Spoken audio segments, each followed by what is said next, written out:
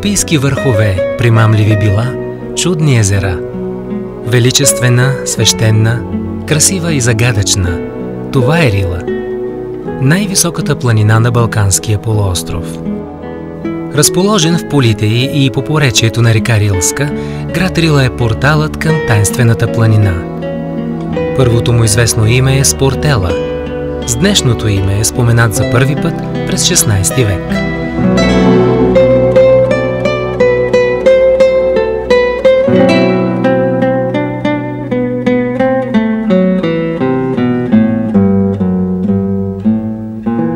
Живописен път следва долината на реката и води до най-големия манастир в България – Рилската обител. Днешните жители на Рила се гордеят с богатата история на града и с великолепната природа.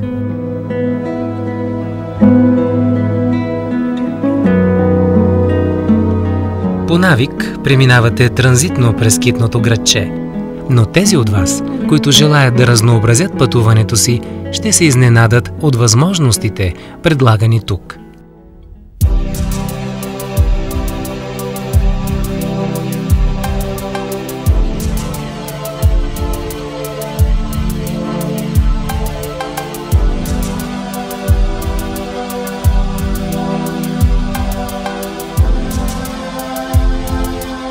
В новия туристически център ще получите цялата необходима информация.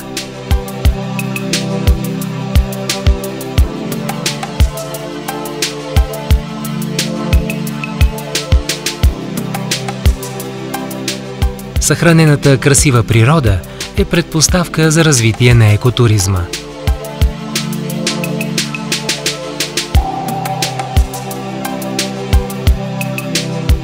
В подновения градски парк ще намерите не само отдих. Насладете се на спокойната атмосфера и на великолепната гледка към околните върхове.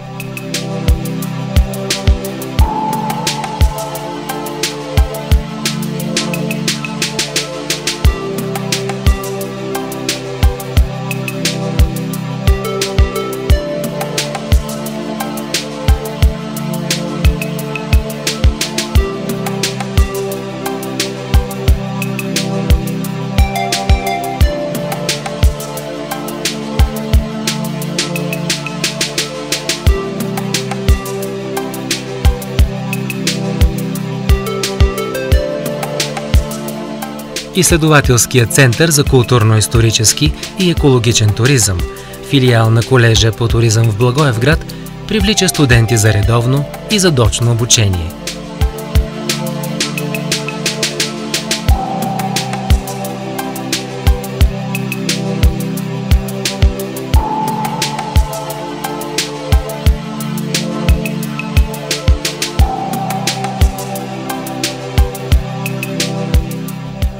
Не пропускайте архитектурен комплекс Бабинска махала.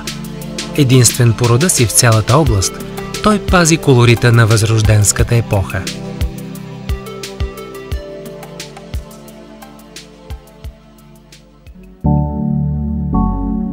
Кълдерамените улички водят до средновековната църква Свети Архангел Михаил.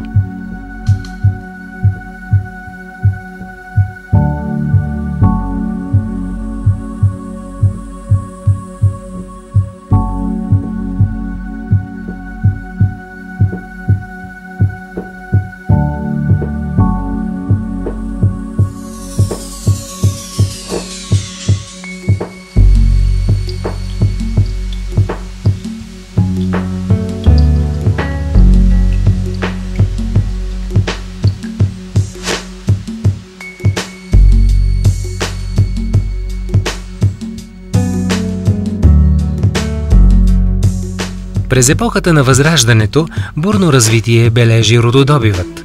Процъфтяват още занаятите, железодобивът, земеделието, животновъдството, търговията.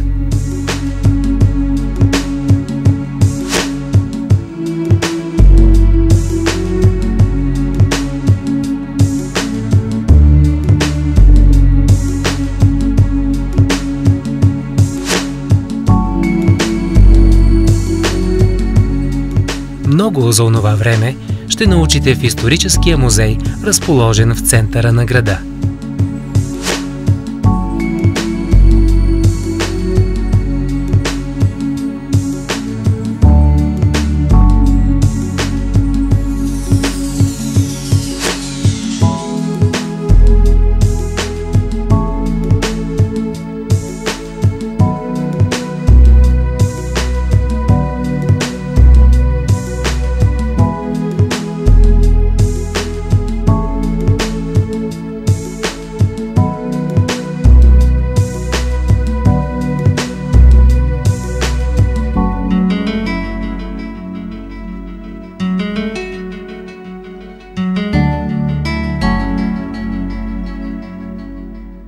В Бабинска махала са живели и монахините от девическия метох.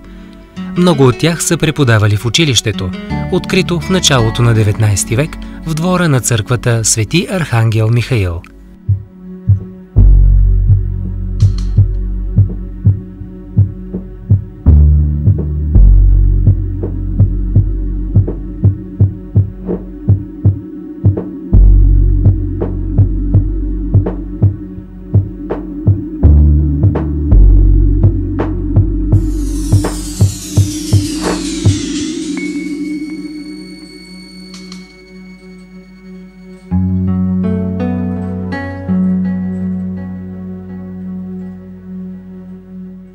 Комплексът Бабинска махала е изграден от 27 къщи с висока архитектурна стойност.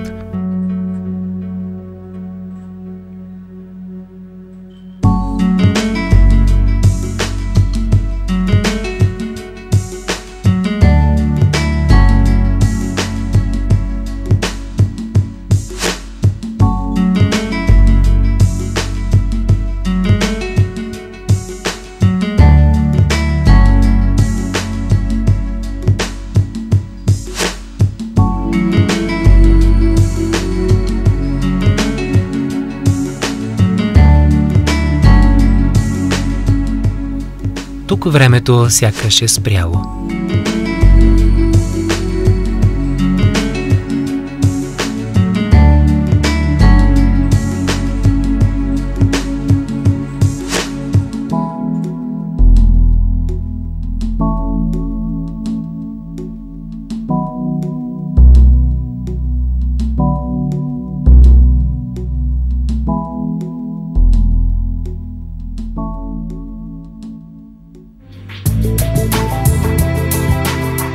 На километър от града, по пътя за Рилския манастир, като самотен страж се извисява скала, наречена Кръста.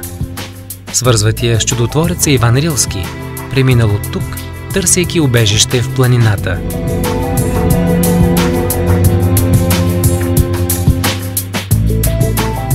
Легендата гласи, че светецът пустинник забил кръста в скалата с божествена сила.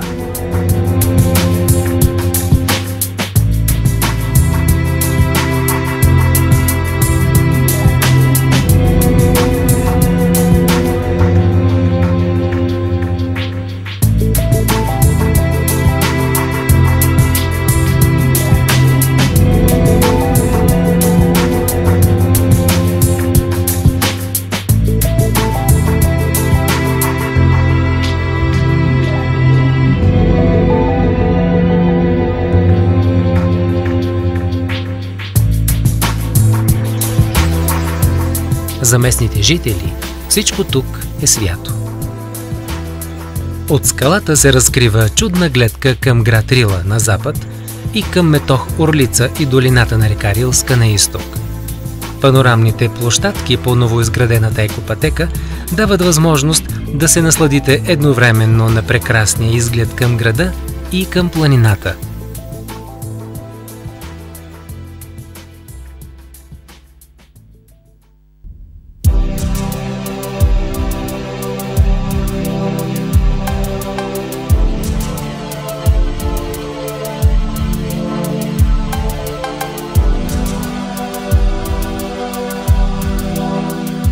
Можете да се възползвате от многобройните пейки, въпреки че маршрутът е достатъчно лек, за да го минете с ръце в джобовете.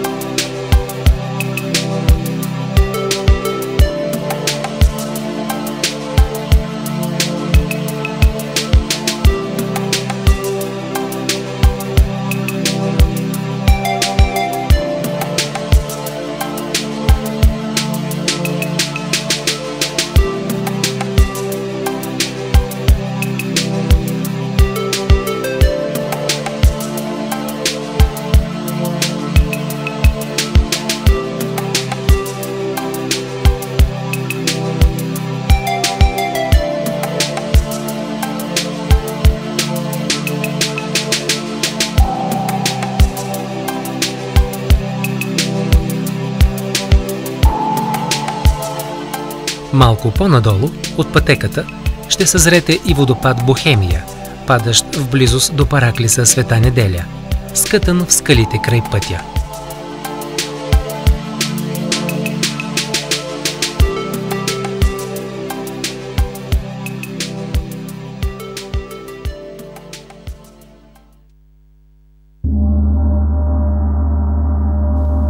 Не подминавайте аязмото със свята вода, изцелила вярващите, отпили глътка от нея. По пътя за Рилския манастир ще минете покрай стените на Метох Орлица и Свети Петър и Павел.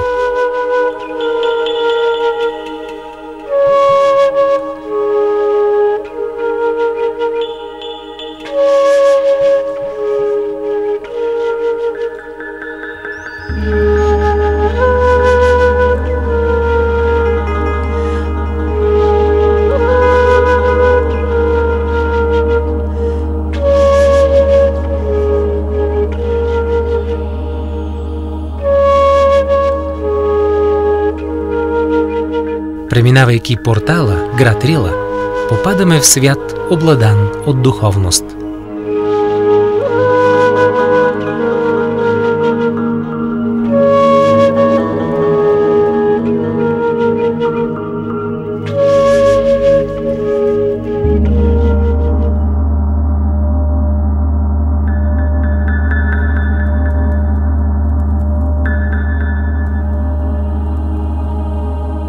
После, стъпка след стъпка, достигаме сърцето на Рила – Рилския манастир. Той е изграден през X век от учелника Иван Рилски на границата между северо-западна и средна Рила и заема площ от 8000 квадратни метра. През 1983 година манастирът е обявен от ЮНЕСКО за паметник на световната култура.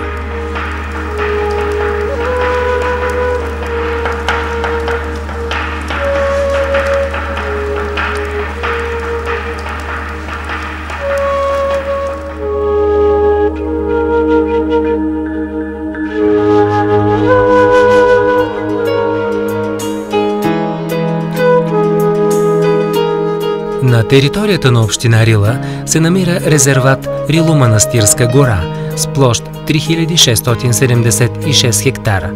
Средната възраст на повечето дървесни видове е над 160 години.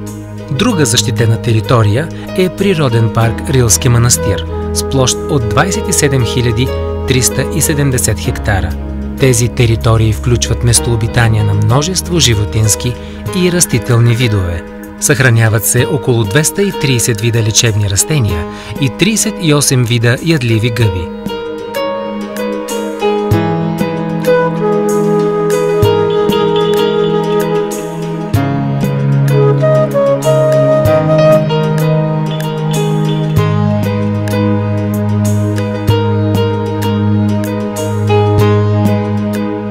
Община Рила е малка, но истински привлекателна. Убедете се сами.